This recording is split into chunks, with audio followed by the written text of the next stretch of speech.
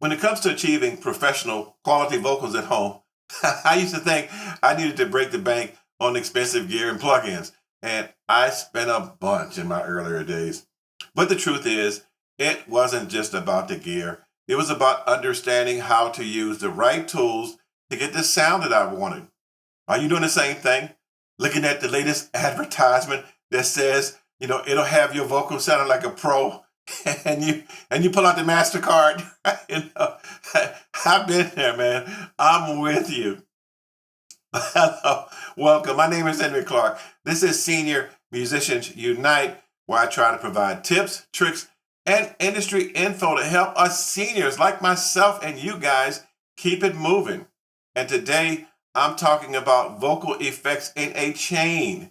Now, I think we've all been there. And like me, you spend hours recording and editing your vocals only to be left with a track that sounds lackluster and amateurish.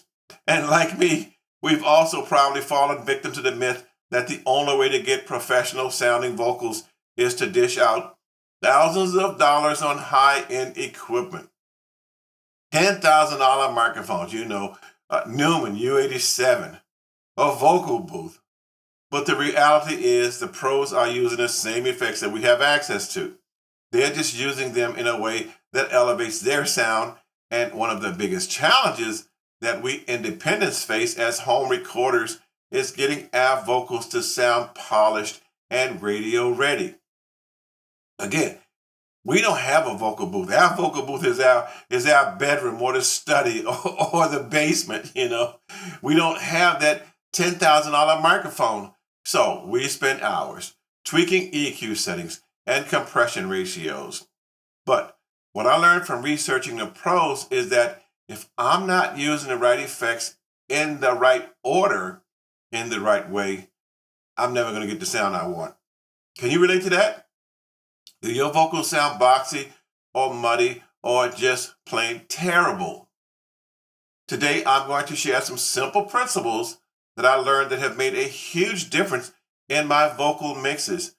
I started applying these techniques in early 2024, and I believe the results have truly made a difference in my songs being radio ready. In 2024, I had over 1 million streams on Spotify alone, not to mention the other streaming platforms. So it does work. But what's the solution?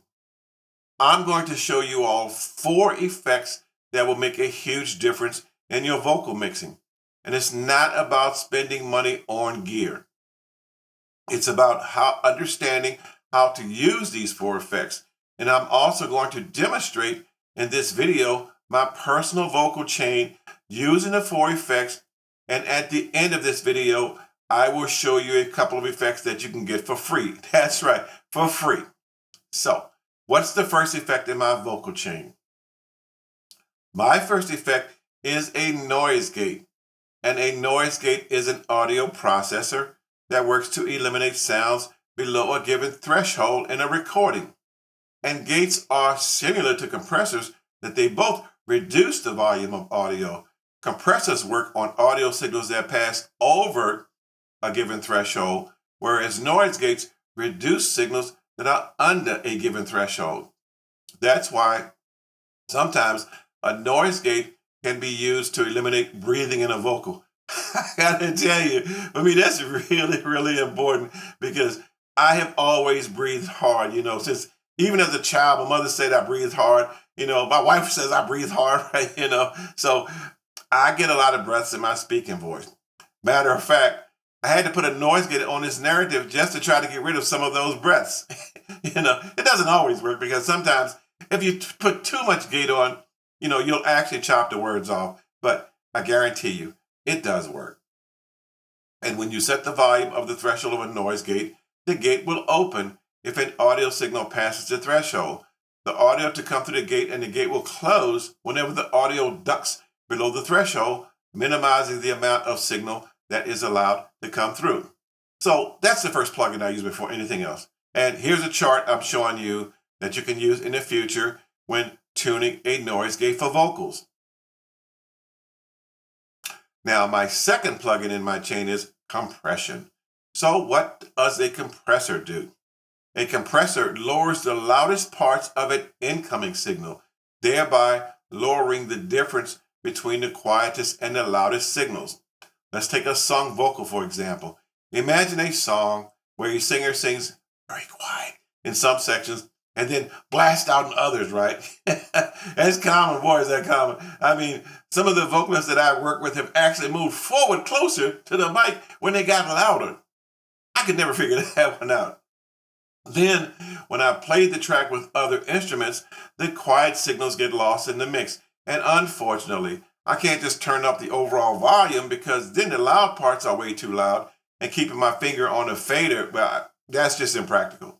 So I use a compressor to automatically lower those louder signals. And if set properly, I won't have as many extreme volume changes, and my vocal will tend to sit more nicely in the mix. Compression is one of the most critical effects when it comes to vocals because it helps even out that dynamic range of my vocal, bringing up the quiet parts and taming the loud parts. See that chart I'm showing now here for optimal vocal compression settings to consider in vocals. Key point, in vocals. Now the third effect in my chain, the fun one, is reverb. I know all of us singers, we love reverb. I know I do, right? And reverb adds depth and space to the vocals, making them sound more expansive and epic. In other words, reverb is a series of echoes in such quick succession that they can't be heard as individual sound events. They become one sound that resembles a spreading out of the original sound. It happens in nature constantly. As a matter of fact, rarely does it not ever occur. And in the old days, I used to get the gang and we'd run into the bathroom or sing in the hallway to get that echo effect, to impress the girls singing, In Temptations or Smokey. But they couldn't get our sound because our echo chamber was the bathroom upstairs. Right, trying to get that Motown sound. Anyway, but, thanks to our genius sound engineers in the industry and computer scientists, we can come out of the bathroom now, or the hallway, and apply this effect at will, changing every aspect of it to suit our whims. See my chart here for optimal reverb effect on vocals. The last effect in my chain, which is one you got to be careful playing around with, because with this one, you can do a bit of damage if you're not careful with it, and it's EQ. And I know I've butchered some vocals playing around too much over EQing, but I learned that EQ is essential for vocal clarity and presence. A common aspect to consider is high-pass filtering. This removes low-frequency rumble that might be captured by the microphone. It's especially useful when recording in non-ideal environments. I know some of you, like me, do some recording in basements and bedrooms and places like that, but we end up with room noise or we get floor noise. Well, we can filter that out through an EQ for different vocal qualities. EQ adjustments also, it can vary your brightness. Like sometimes I'll put a little boost at the 5 kilohertz or the 8 kilohertz range to add some sparkle to my mix. Or, at the 500 to 250 hertz, I'll put a little fullness in the vocal. But again, I gotta be cautious not to overdo it, because if I don't, the vocal can quickly become pretty muddy. See my chart here that gives you the settings for optimal EQ settings for vocals. Now, I'm going to switch my screen over, and I'm going to show you in practical terms a song that I'm using. It will give you my actual vocal chain in order, the flow, and a few of the settings. You will see some of the settings that I actually use and see how it sounds. Okay, so this is a song I'm working on, and I'm going to show you guys how I use my 4 plugins. Again, 4 plugins: gate, compressor, reverb, and EQ, just to try to get that vocal much more polished. So this is what it sounds. I'm going to play. I'll just play it first with no effects on it, just to give you an example of what it sounds like. So I'll play it from the beginning. And this is its song has a lot of space in it. It's kind of an acoustic based song, has a lot of space in it, which is perfect for demonstrating something like this. So this is the song. Oh, oh, oh. Oh, oh, oh. Woke up this morning. I heard a breath already. Ice. This worn out jacket seemed better day's price. I can still hear my breathing. begins, but still I got the strength to face my fears. Tired of faces with those empty eyes. So that's basically the song, and I could hear my breaths in it right away. So the first thing I'm going to do is I'm going to apply a noise gate to it. Go here, and I'm going to apply a noise gate to it, and my noise gate hopefully is going to reduce and eliminate those breaths altogether. So my attack is 1.4 milliseconds, and my hold is 25 milliseconds, and my release is 43. You can look up these numbers and see what they mean a little bit better, but my threshold is what's really important, because I'm setting the threshold to just to the point where I can hear that breath, and have the gate make sure to cut that breath off and not release it until it gets above that volume. So this is something you got to play with a bit, right? But once you get that, and I'll play it again, and I had a breath right up in this section here, and it's gone. This morning, fingers cold like ice. This worn out jacket seen better days price. So my gate's working just fine. My gate has cut those breaths out, and any background noise, any microphone, any floor noise, my gate has cut that out. So I don't have to worry about that. So that's the number one thing, is that my gate is working, and I'm cleaning the vocal up already without doing anything but just applying a gate. My next thing is my compressor. So I'm going to put some compression on it. And what do we say compression does? Is compression, it raises the low and pushes down the high. Well, you can imagine that's exactly why I want the gate first. Because the last thing I want to do is increase the noise, the floor noise, the breaths.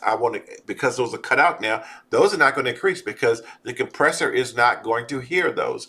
So again, my compressor is set at 1.3 milliseconds to catch it really quick and push it down, and it releases it at 94 milliseconds to be prepared for the next verse that comes up. Again, it's the threshold that means everything, because I'm setting the threshold so that just as I hear the vocal come up, I'm setting the threshold at that point, so when the loudness comes in, it will push that vocal down. And again, this is demonstrated here. Stuck in the cycle, running round and if you notice, it's actually working. The gate is actually saying, hey, I'm not going to let you get too loud here. Faces with those empty eyes. See my reflection in those twisted lies. Gravel path. So now my gate's working, my compressor's working. So the next thing now is that, and I know I'm going through this a little quickly, but that's okay. It gets you familiar with it. Again, plus mixing, again, is taste. There is no real right way to do it, because it's what you hear and what you like. What one person hears and what one person's like, the others may not like that. However, this gives you a jump start as far as setting and using some of these tools. So my next thing is reverb. Now I know there are people who they're kind of anti-reverb, but reverb isn't everything we do. The main thing about the reverb is that I'm concerned about my pre-delay, when the verb catches the note and how long it lasts, and the mix, how much reverb and how much natural voice flows through, which is the wet-dry function. So as I move through here, old paths and thorns beneath my feet, but my heart's notice this, watch this. I won't miss a beat.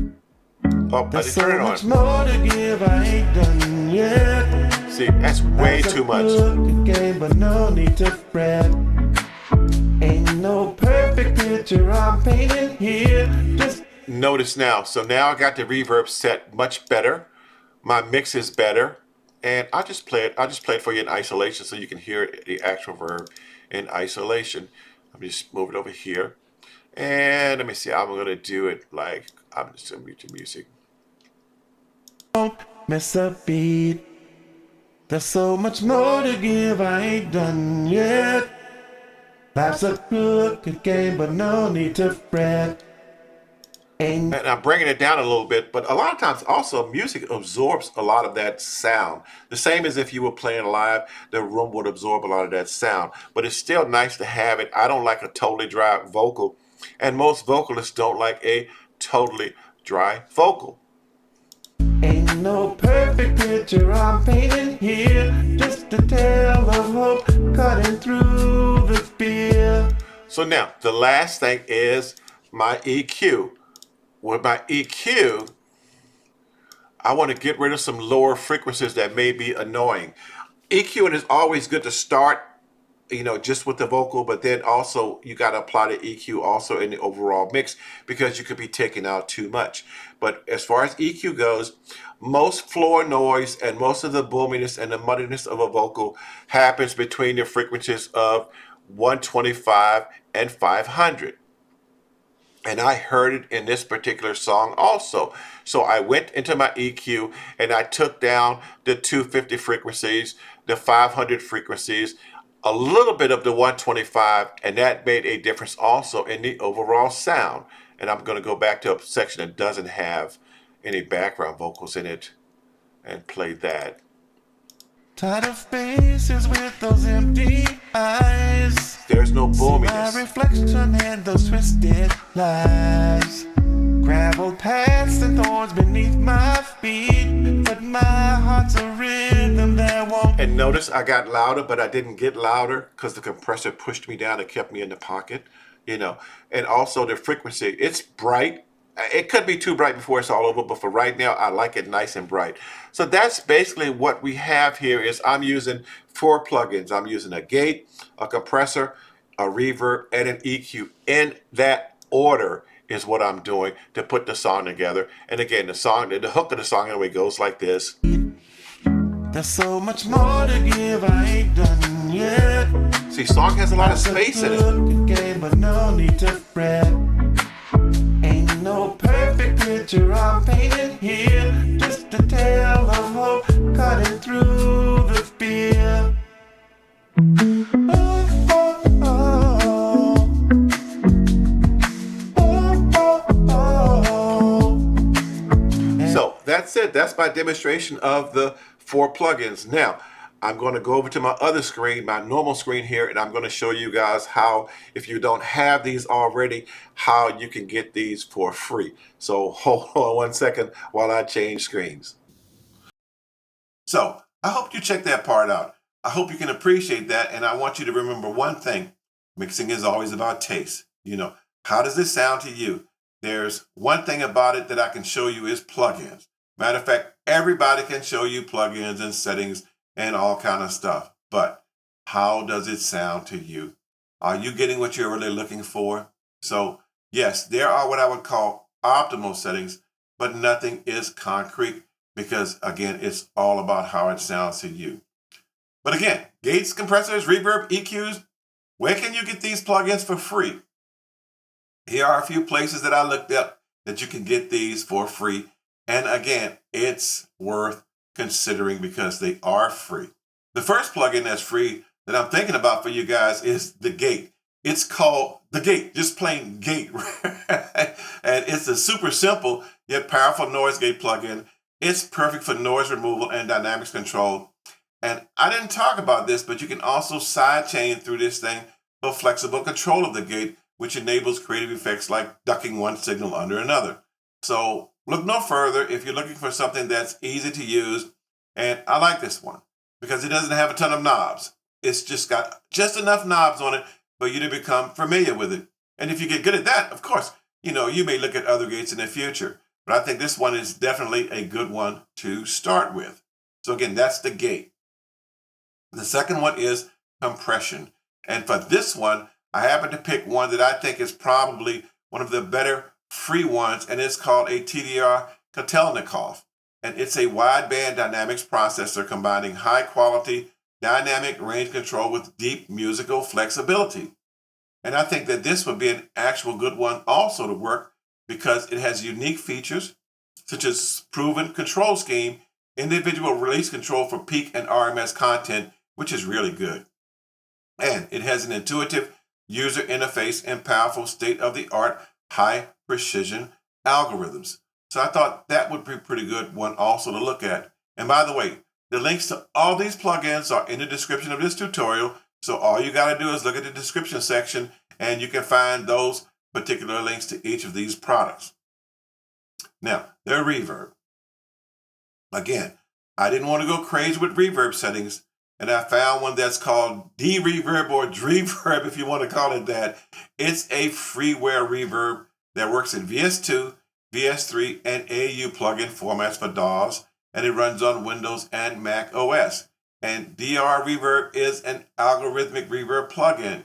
It's got long decay times, a highly flexible reverb engine, and it has efficient performance. And the thing about it is that it has excellent sound quality. But what stood out for me is that it has low CPU usage, which I think is pretty good, especially if you're trying to mix, because you've got all this stuff going on, right? And you're already taxing your CPU. So I thought that low CPU usage was pretty important. It's got some other great stuff, but more important is that there are also 32 factory presets that you can use. And I like presets myself. A lot of times, as a matter of fact, I use presets to get started. I'll load up a preset and then I'll tweak it. But a lot of times, again, I'll just use a preset to get started if a preset identifies the type of sound that I'm looking for. I just start tweaking from there instead of starting from scratch. I think it's so much easier to do that. The last one is the M equalizer. I call it the mequalizer. I don't know what they call it, but I call it the mequalizer, And again, I didn't want to go crazy with tons of bands on an equalizer. This is a 6-band equalizer with an analyzer. It is extremely to use. It has 7 filter types for each band and integrated tube saturation and harmonics control. What I really liked about it is that it also has a spectrum analyzer. And when you start talking about looking for very, noisy frequencies and stuff, a lot of times a spectrum analyzer will help you identify those annoying frequencies a whole lot faster so you can try to kind of EQ those out. So that's the mequalizer. So at the end of the day, what's the takeaway from all this stuff I've been talking about? The main thing I've learned through the years is that it's not just about the gear. It's about understanding how to use the right effects in the right way, in the right order. And by incorporating noise gate first, compression second, reverb, and EQ into your vocal production workflow, you can take your vocals from amateurish to professional in no time. Again, my name is Henry Clarke. This is Senior Musicians Unite, and thanks for watching. I'd love to hear from you in the comments. What are your favorite vocal effects, and how do you use them to get the sound that you want? And of course, are you satisfied with their sound? And also, if you're new here, consider subscribing for more content on vocal recording tips and tricks, how to use certain, software suites. And my main goal for seniors, of course, is industry info, but even more importantly, inspiration. I'll see you guys later. Bye.